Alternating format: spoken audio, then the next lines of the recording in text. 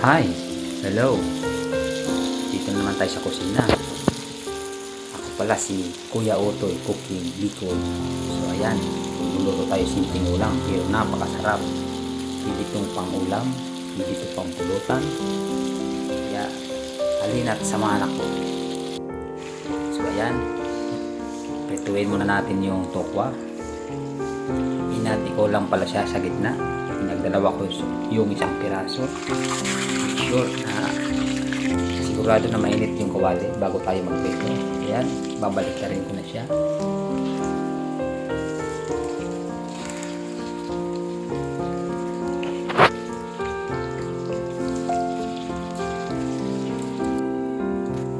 Tapos balik na rin. Itagilid naman natin siya para maluto rin yung gilid.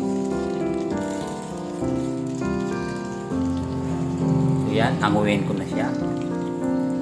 Pag ganyan na ang kulay niya, anguin na natin siya.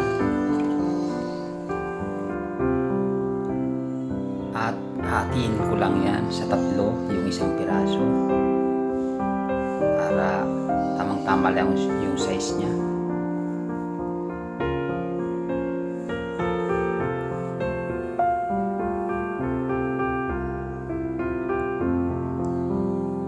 Hindi ka pa pala nakapag-subscribe sa YouTube channel, mag-subscribe ka na para update ka sa mga susunod kong video. Maraming po salamat.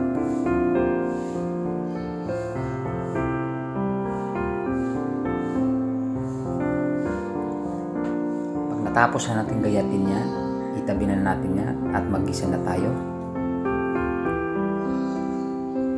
Yan, magpainit tayo ng kawali. Maglagay na tayo ng mantika. Bahala na kayo kung gano'ng karami yung mantika nyo. Yan, nilagay na tayo yung sibuyas. Dalawang sibuyas yan, medium size. Medyo malalaki pala yung pakaiwa ko. Iluluto natin siya ng mga 1 minute para makalabas yung aroma ng sibuyas. So yan, luto na yung sibuyas natin.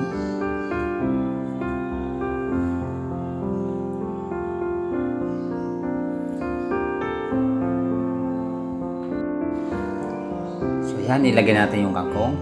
Make sure na naugasan ito ng mabuti. At tutuin natin to ng mga 2 minuto. Mabilis lang ito maluto.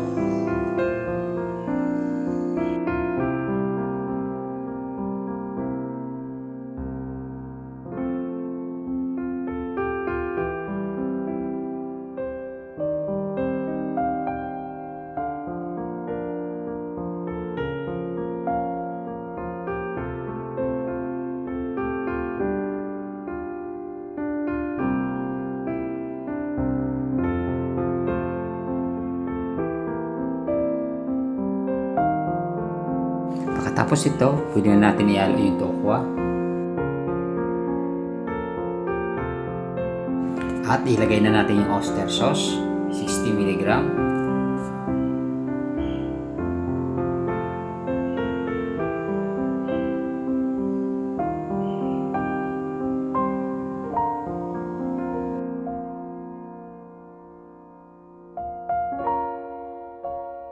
Maglalagay tayo ng pamintang durog. 1 tab. At i-mix natin siya uli.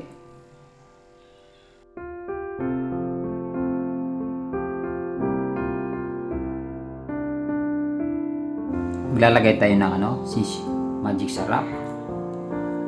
1 tab.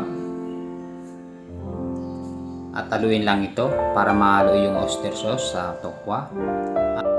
At lulutuin natin ito after 4 minutes.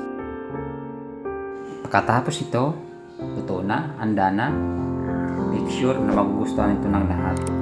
Napakadali lang itong lutuin at napakasarap at mura pa. At huwag magkalimutan mag-like and share and comment sa aking video. Sana nagustuhan niyo itong video ko. Maraming salamat. Hanggang dito na lang ang aking video. Kita-kita muli tayo bukas. Bye-bye mga kabayan. Thank you.